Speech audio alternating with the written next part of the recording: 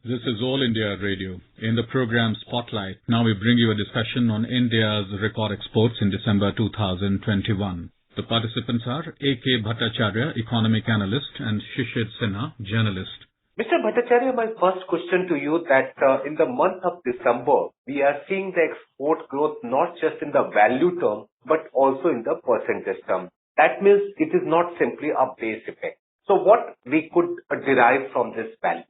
Well, it seems that India's exports momentum have actually picked up its own pace, which is showing a growth rate, which is not just in comparison with December 2020, but if you look at the December 2019 figure also, you will see that the growth rate is quite handsome and quite healthy. I mean, if you look at the figure for December 2019, the figure is around $27 billion.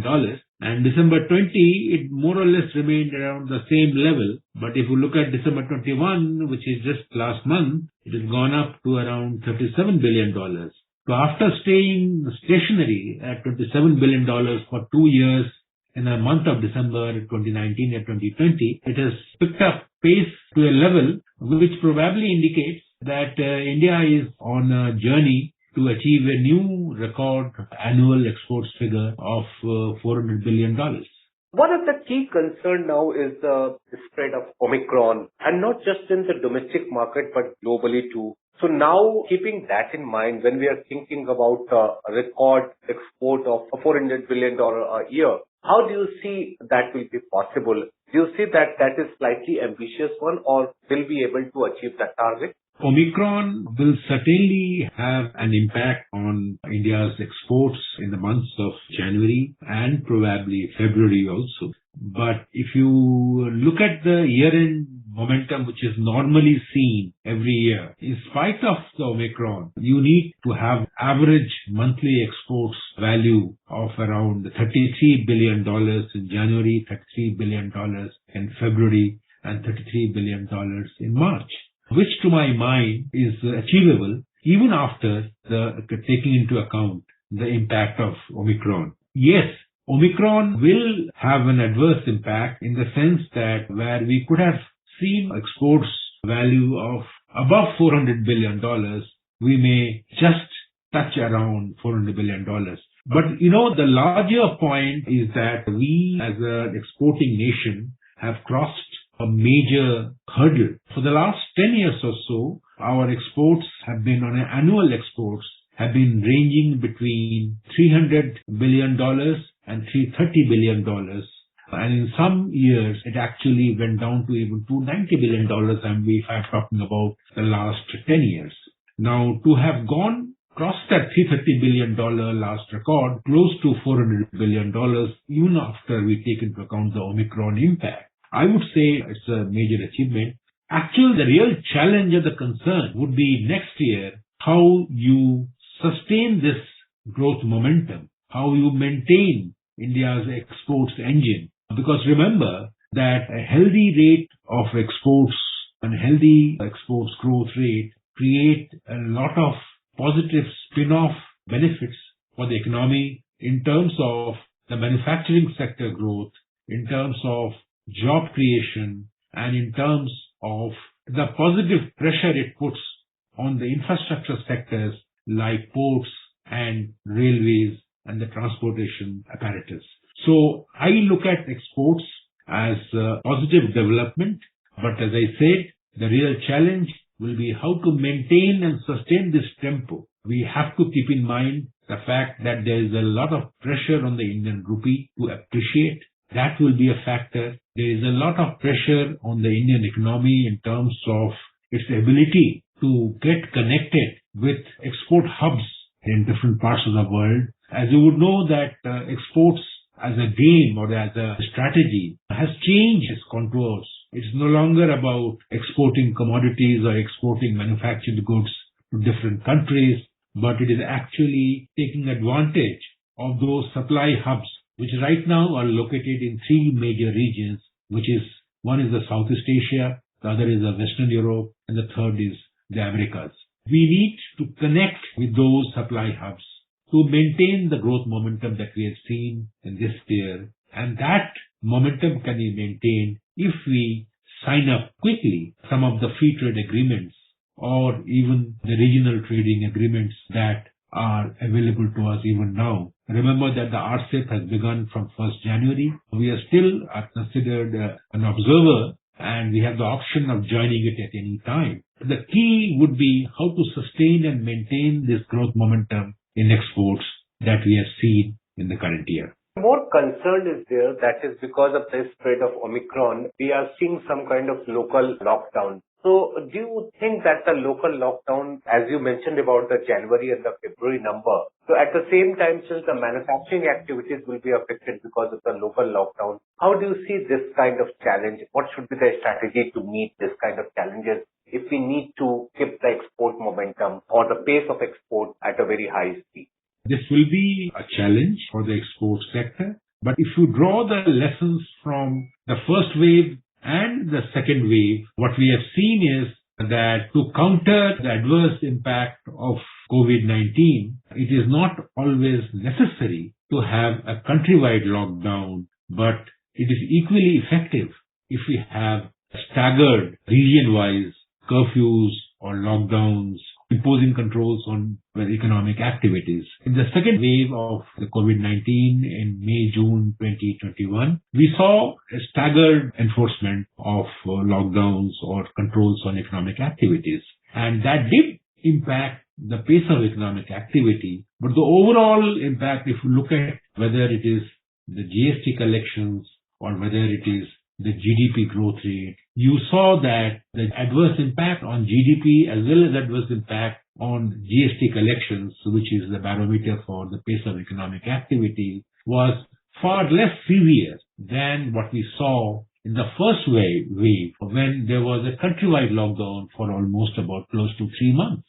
So I don't see that even though you are going to see a major Omicron impact on various states, various regions in the country, but the response will be staggered and therefore you will see some impact, but it will not be as devastating an impact as we saw in the first wave in 2020, March, April, May, and almost going up to June. And the second positive factor that we need to keep in mind that so far, while Omicron is spreading fast, it has been declared as a third wave, but the rate of hospitalization has been quite mild. In other words, that yes, there are many, many more cases that you will be recording and people will fall sick, but that sickness will be relatively mild and requiring fewer hospitalization compared to certainly the second wave. So therefore, even though there will be impact, but that impact will probably be manageable.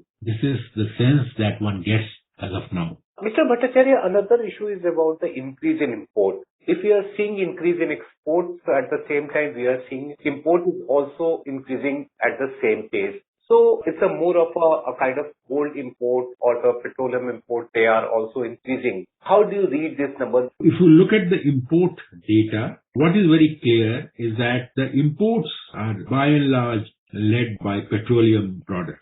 And if you take out the petroleum products from the import bill of around $60 billion in the month of December, you will see that the non-oil or non-petroleum and oil and lubricant imports has been there, but it is not that alarming a pace. And in any case, non-petroleum imports also means that there is industrial demand which is fueling these imports, which means probably being used for various industries in the country, which will see positive economic spin-off outcomes in terms of higher manufacturing output or economic growth.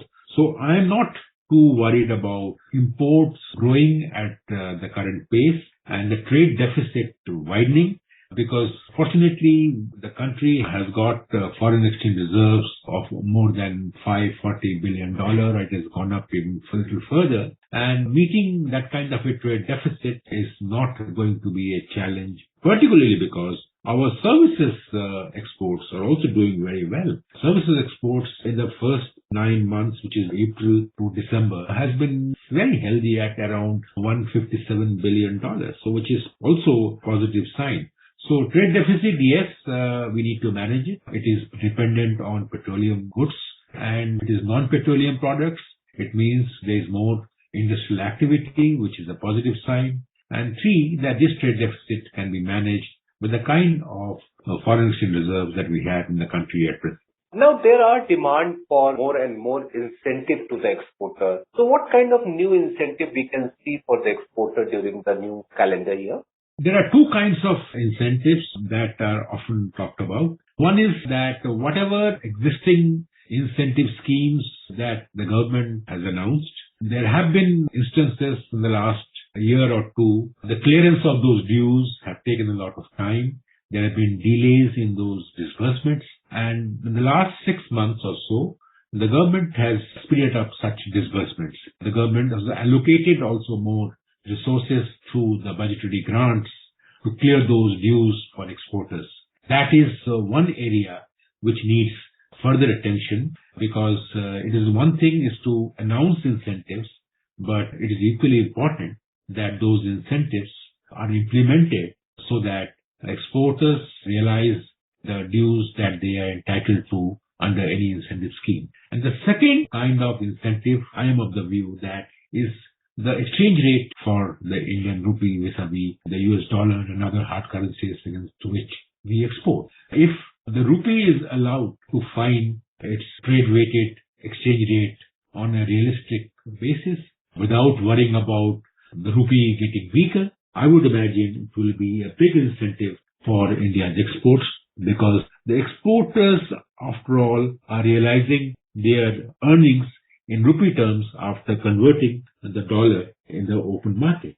So if the exchange rate is not needlessly controlled and managed to maintain real exchange rate which is not in line with the markets, I would say that would be a disincentive. So another incentive would be to allow the rupee dollar exchange rate to come closer to its trade-weighted exchange rate, and which is linked to the market or the basket of current 5 or 6 currencies with which we do our trade mostly.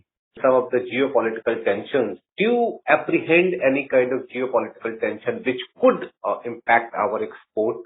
There are issues that could have caused adverse impact on India's exports, particularly with regard to our trade relations with China. Given the fact that our border relations with China, the border developments have not been very encouraging of late, in the last year and a half, there have been trade issues that have gained some sort of salience, which could have harmed our exports. But what we have seen in India's exports to China, as well as India's imports from China, we are seeing more movement towards a more balanced trade with China, although it is nowhere near balanced right now, but at least the earlier adverse trade gap against India or in favor of China, that gap is getting reduced, so which is a positive sign.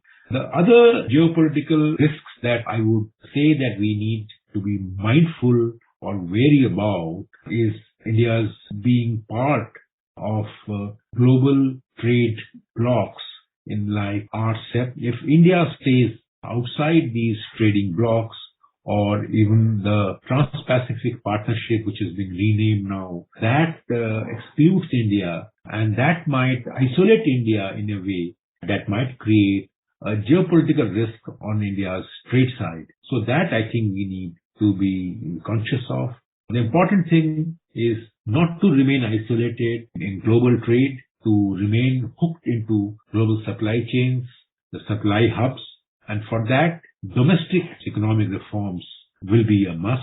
Make the Indian workers more competitive, more productive, and better trained so that Indian exports don't lose their competitive edge in the global markets. Mr. Bhattacharya, thank you very much. Thank you. You were listening to a discussion on India's record exports in December 2021. The participants were A.K. Bhattacharya, economic analyst, and Shishir Sinha, journalist. This program was produced and presented by the News Services Division of All India Radio. You may email your opinion about this program at airnsdtalks@gmail.com.